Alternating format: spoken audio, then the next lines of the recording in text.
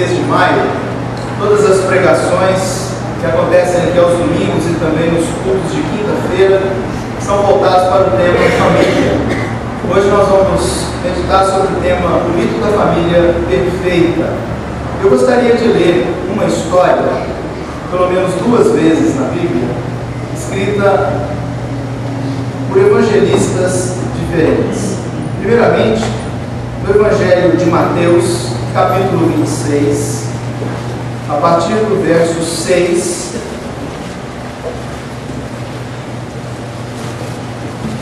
Mateus, capítulo 26, a partir do verso 6 até o 13, Jesus ungido em Betânia, diz assim: Ora, estando Jesus em Betânia, em casa de Simão leproso, aproximou-se dele uma mulher, trazendo um vaso de alabastro, cheio de precioso bálsamo, que lhe derramou sobre a cabeça, estando ele à mesa. Vendo isto, indignaram-se os discípulos e disseram: Por que este desperdício? Pois este perfume podia ser vendido por muito dinheiro e dar-se aos pobres. Mas Jesus, sabendo disso, disse-lhes: Por que molestais esta mulher? Ela praticou boa ação para comigo, porque os pobres sempre os tendes convosco, mas a mim nem sempre me tendes. Pois derramando este perfume sobre o meu corpo, ela o fez para o meu sepultamento. Em verdade vos digo, onde for pregado em todo o mundo este Evangelho, será também contado o que ela fez para a memória sua. Eu quero ler a mesma história do Evangelho de João, capítulo 12, a partir do verso 1 até o 8. Jesus ungido por Maria em Betânia. É a mesma história, mas evangelistas diferentes nos dão alguns detalhes bem específicos. 6 dias antes da Páscoa foi Jesus para Betânia, onde estava Lázaro, a quem ele ressuscitara dentre os mortos. Deram-lhe, pois, ali uma ceia. Marta servia, sendo Lázaro um dos que estavam com ele à mesa. Então Maria, tomando uma libra de bálsamo de nardo puro, muito precioso, ungiu os pés de Jesus e os enxugou com seus cabelos, e encheu-se toda a casa com o perfume do bálsamo. Mas Judas Iscariotes, um dos seus discípulos, o que estava para traí-lo, disse: Por que não se vendeu este perfume por 300 denários e não se deu aos pobres? Isto disse ele, não porque tivesse cuidado dos pobres, mas porque era ladrão e, tendo a bolsa, tirava o que nela se lançava. Jesus, entretanto, disse: Deixa que ela guarde isto para o dia em que me embalsamarem, porque os pobres sempre os tendes convosco, mas a mim nem sempre me tendes. E pela última vez, Lucas, capítulo 7, a partir do verso 36. É o evangelista Lucas que nos dá mais detalhes sobre essa história. Ele diz assim: Convidou um dos fariseus para que fosse jantar com ele. Jesus, entrando na casa do fariseu, tomou lugar à mesa. E eis que uma mulher da cidade, pecadora, sabendo que ele estava à mesa na casa do fariseu, levou um vaso de alabastro com unguento e, estando por detrás aos seus pés, chorando, regava-os com suas lágrimas e os enxugava com os próprios cabelos, e beijava-lhe os pés e o ungia com o unguento. Ao ver isto, o fariseu que o convidara disse consigo mesmo: Se esse for a profeta, bem saberia quem e qual é a mulher que lhe tocou, porque é pecadora.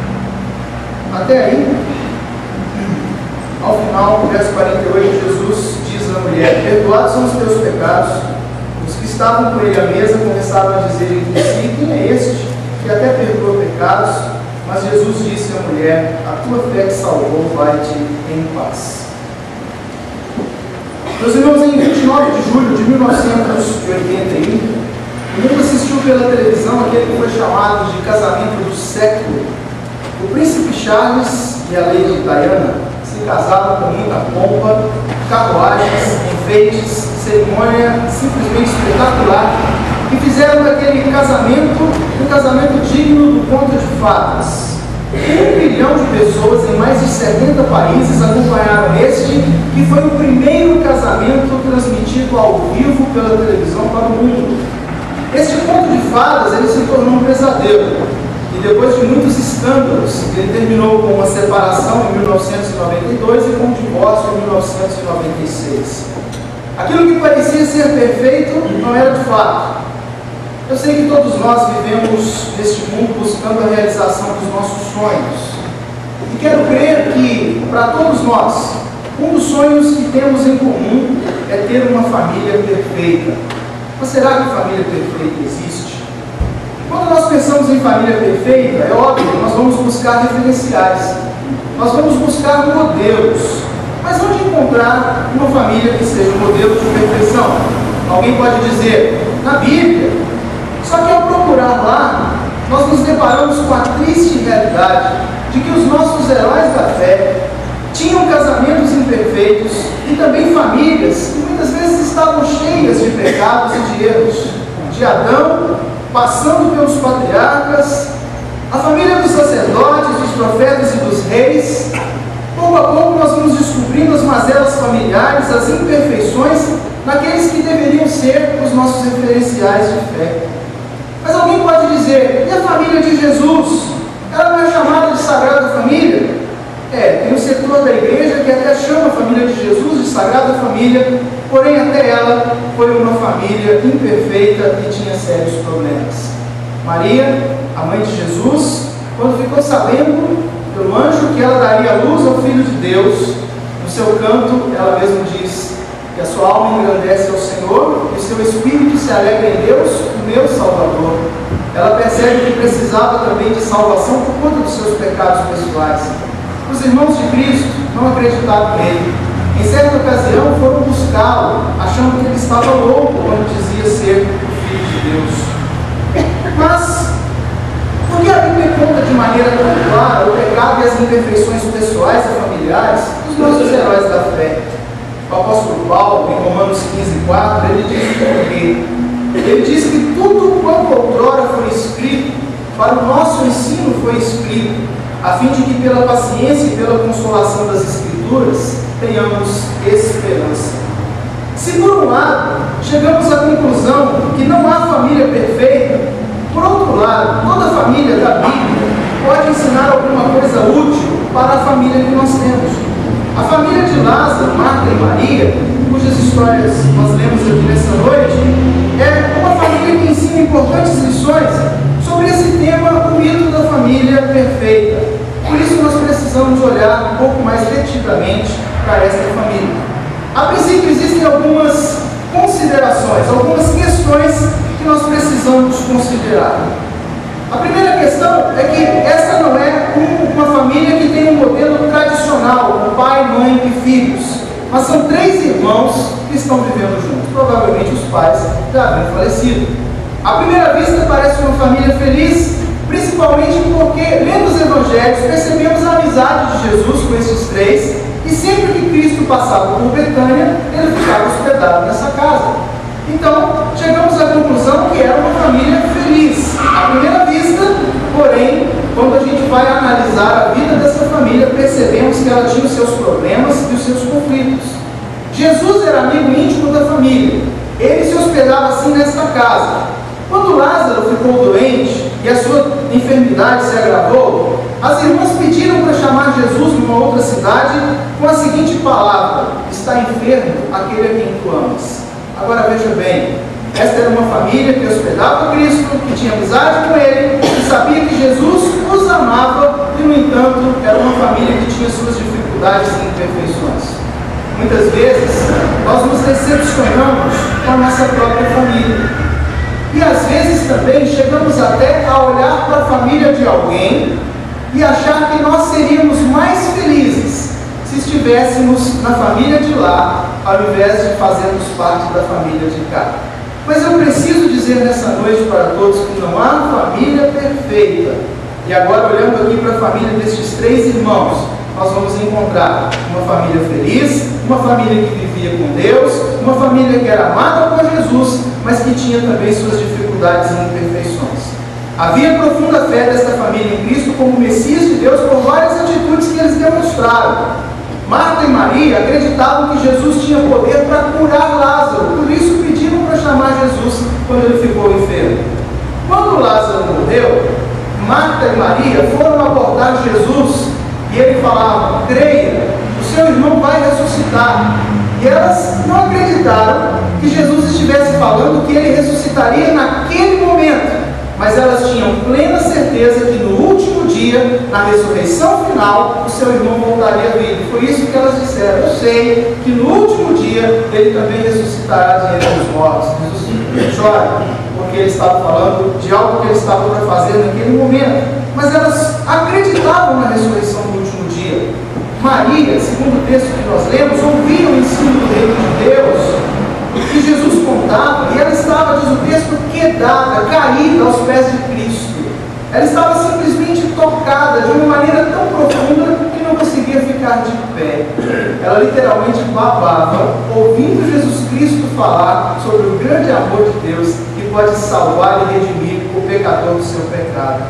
E agora Lázaro, como chefe da casa, diz um dos textos que nós lemos, já tinha sido ressuscitado por Jesus. E por certo, ele também desenvolveu uma profunda relação espiritual com o seu mestre.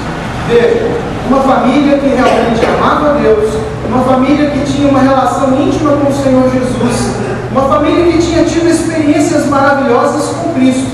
Mas o texto também nos diz que era uma família que tinha problemas.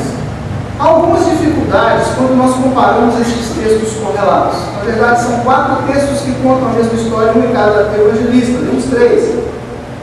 Mas os 4 textos, que parecem narrar histórias diferentes com detalhes semelhantes, na verdade, eles estão contando a mesma história e cada evangelista, na sua ótica, lança mão de alguns detalhes mais importantes e preciosos. O que precisamos registrar? Lucas registra que o banquete era na casa de um fariseu chamado Simão e diz que ele era leproso. Ao mesmo tempo, Mateus e Marcos falam também que esse banquete era na casa de Simão, o fariseu. Boa parte dos estudiosos afirmam que todos contam a mesma história. E enquanto eles estão dizendo que esse banquete estava acontecendo, é Lucas que vai nos dar alguns detalhes muito importantes para podermos entender as coisas que Jesus estava fazendo para restaurar a vida familiar de Lázaro, Marta e Maria. Quando a gente lê o livro A Poesia Camponesa, escrito por Kenneth Bailey, ele nos ajuda a entender esses registros, lançando mão da cultura da época. E ele diz que, ao olharmos para esse registro de Lucas capítulo 7, observamos que Jesus Cristo tinha realizado 2 milagres. E assim que ele terminou de fazer os milagres, a multidão, como de costume, se maravilhou. Mas os escribas e fariseus escandalizavam-se em Jesus e duvidavam dele. E houve então um caloroso debate entre os fariseus e Cristo, principalmente sobre a messianidade de Jesus. E os fariseus estavam incrédulos, apesar de terem visto os sinais que Jesus Cristo fez.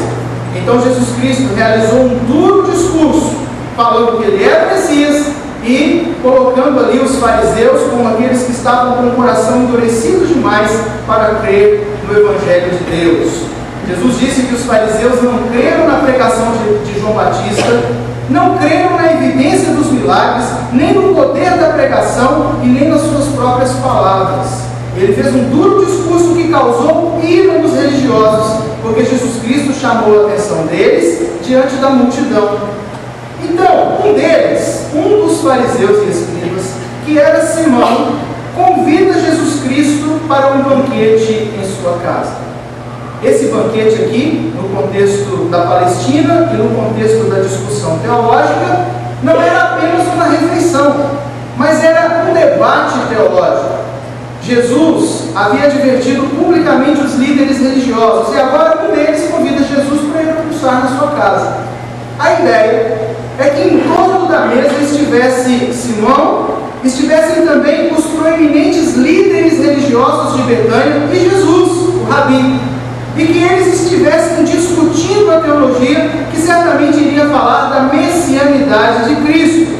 Ora, um banquete, ele tinha alguns detalhes culturais muito importantes.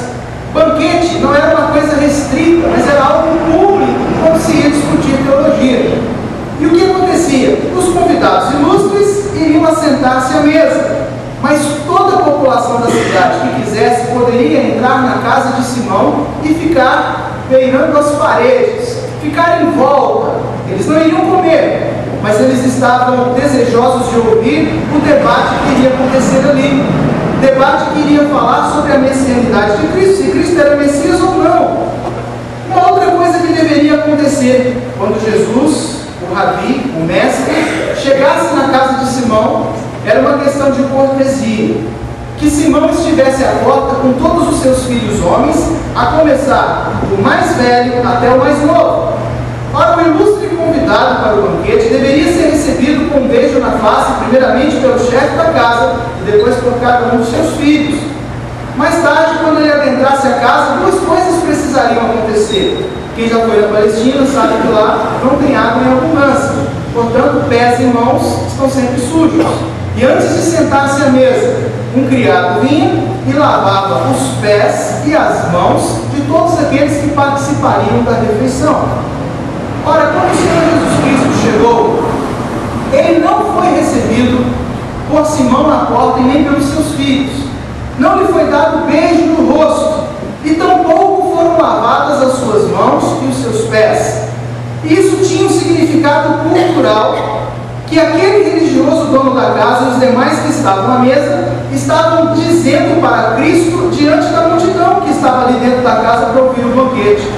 E a mensagem era a seguinte: nós não acreditamos que ele seja o Messias. Nós não acreditamos que ele seja Rabi, mestre.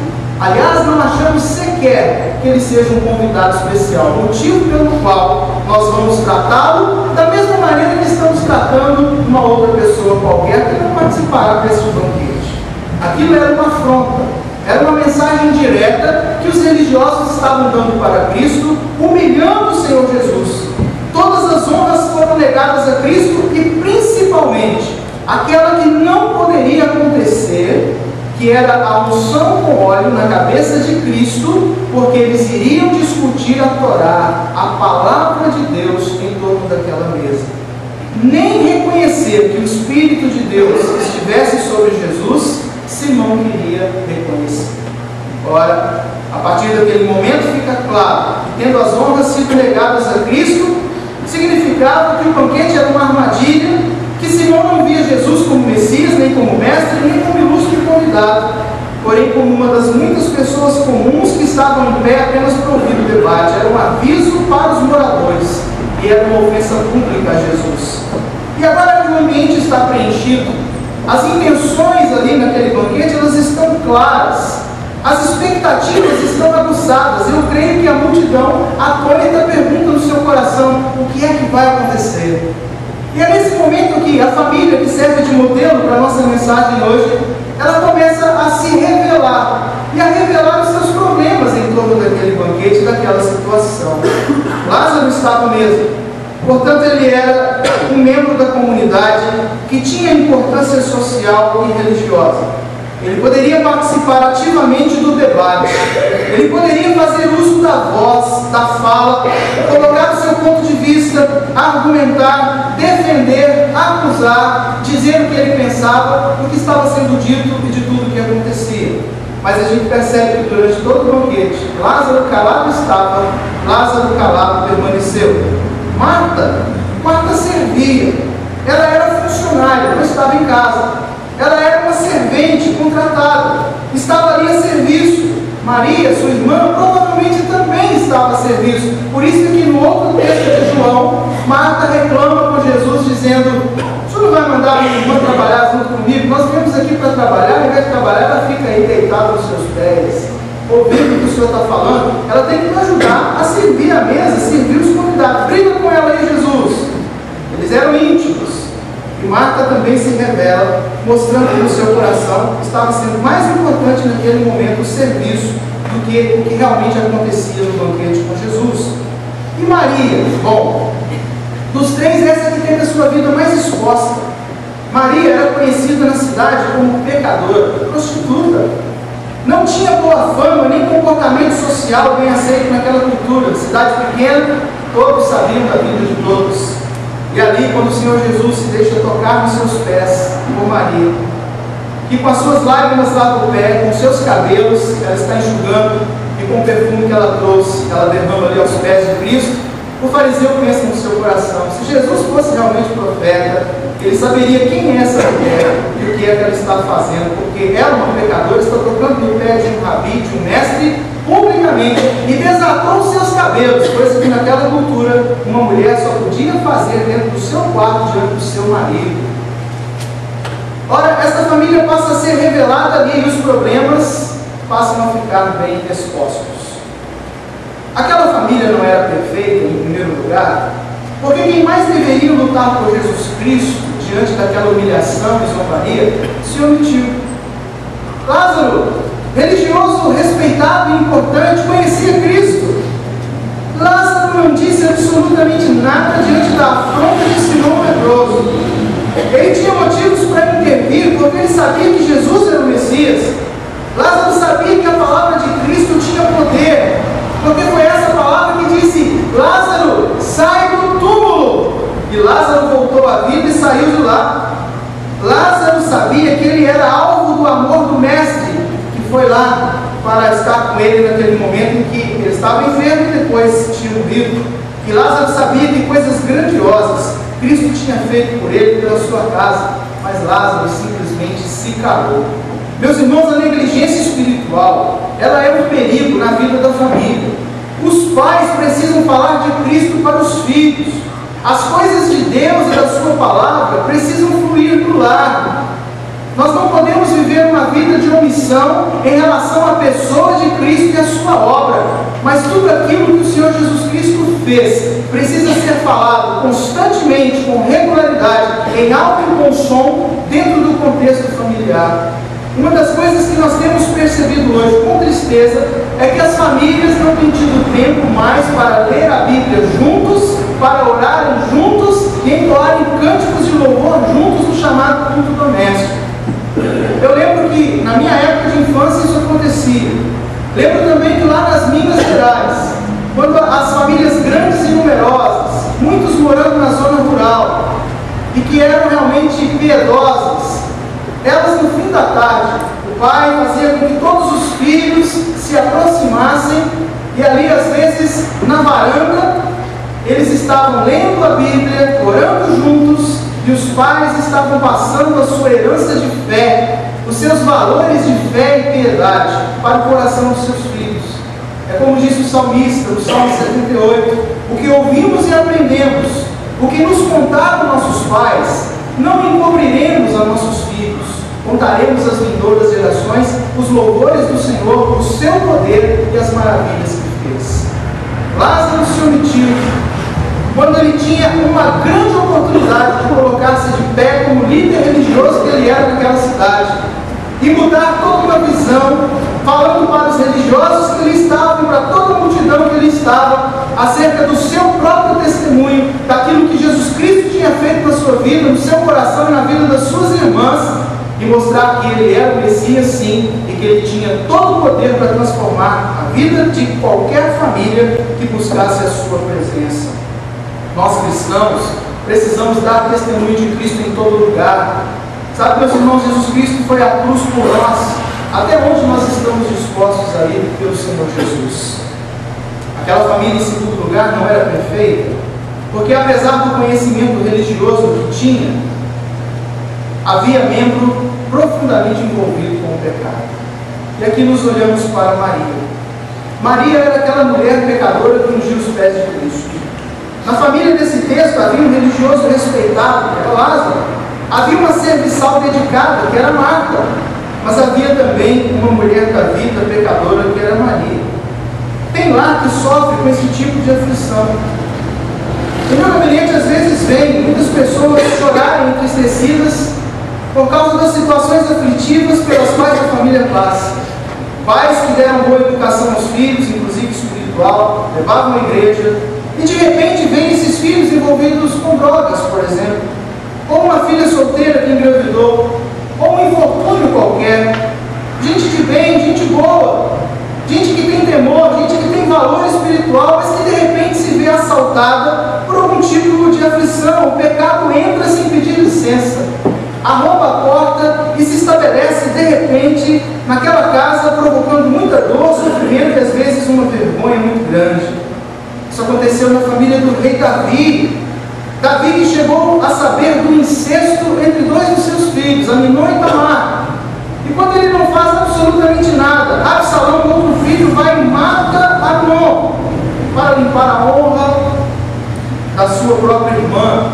Na família de Davi, rei de Israel, que escreveu um grande número dos salmos que nós temos na Bíblia, ele foi um homem assaltado por essas aflições que são frutos do pecado.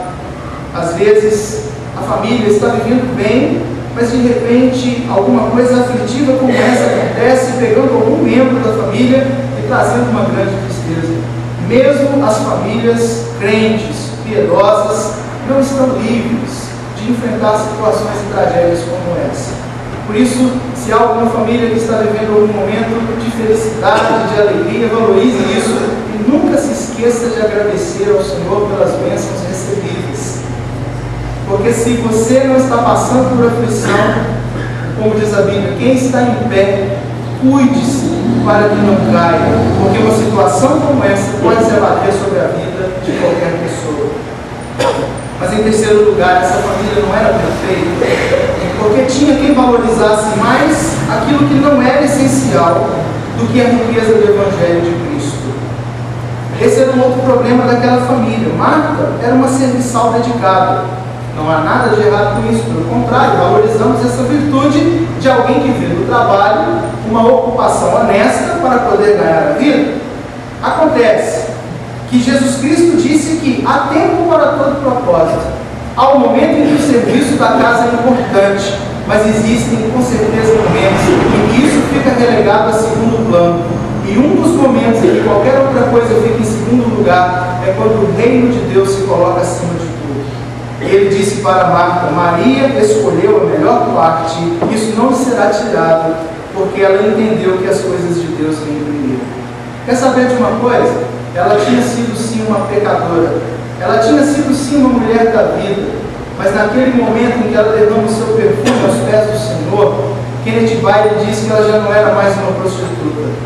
Aquele perfume caríssimo era usado por aquelas mulheres naquele lugar porque não podiam tomar banho todos os dias. Então, para disfarçar o cheiro, era aquele perfume precioso que elas usavam, extremamente caro.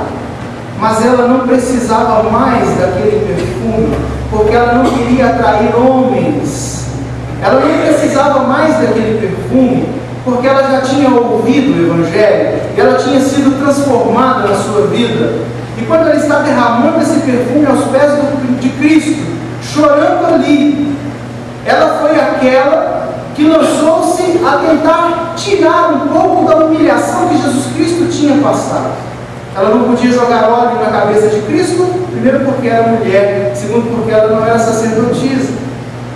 Mas ela podia derramar o seu perfume aos pés do Senhor. Ela não podia e não estava preparada para lavar os pés de Cristo, mas fez isso com as suas lágrimas, e por não ter toalha, ela enxuga com o seu próprio cabelo. Aquilo ali não eram carícias de uma mulher da vida, aquilo ali era o carinho de uma mulher que foi resgatada e transformada pelo sangue precioso de Jesus Cristo. Outrora, com certeza era alguém que estava em pecado e produziu grande vergonha na vida da sua família, mas agora não foi Lázaro quem deu testemunho de Jesus, não foi Marta, a serviçal, a irmã de vida exemplar, que está valorizando as coisas do reino, mas foi justamente quem na família era a ovelha negra, o status da imperfeição, que se levanta para dar um testemunho daquilo que Jesus Cristo é capaz de fazer na vida de alguém e na redenção que Ele pode produzir na vida familiar. Isso nos leva a uma conclusão bonita dessa mensagem. O que é que Cristo pode fazer por uma família imperfeita? Em primeiro lugar, Cristo pode perdoar pecado. Cristo pode restaurar vida. Cristo pode fazer novas todas as coisas. Ah, Maria! Que exemplo de fé, que testemunho! Levantou-se diante do, quedou-se aos pés de Cristo diante dos religiosos da sua cidade e diante de toda a multidão que ali estava e que sabia do seu passado, para dizer o seguinte: olhe diferente para esse homem, ele é o Messias. Se eu tenho a minha vida mudada, foi porque Ele me resgatou do meu pecado e com graça e amor me aceitou e fez de mim uma nova criatura. Jesus Cristo pode perdoar o pecado das famílias. Jesus Cristo pode restaurar a vida das pessoas. Jesus Cristo pode fazer novas todas as coisas. Em segundo lugar, Cristo pode redirecionar quais as prioridades da vida familiar que realmente agradam a Deus. Buscai, pois, em primeiro lugar, o reino de Deus e a sua justiça, e as demais coisas serão acrescentadas. Jesus deu uma lição ali também em Marta, dizendo: Marta, te preocupas com muitas coisas e andas inquieta. Mas uma só coisa é importante, isso basta. E Maria escolheu a melhor parte. Jesus está dizendo: trabalhe na hora em que o trabalho é necessário, mas larga tudo e para quando o reino de Deus estiver sendo anunciado, porque as palavras de Deus são palavras que produzem vida.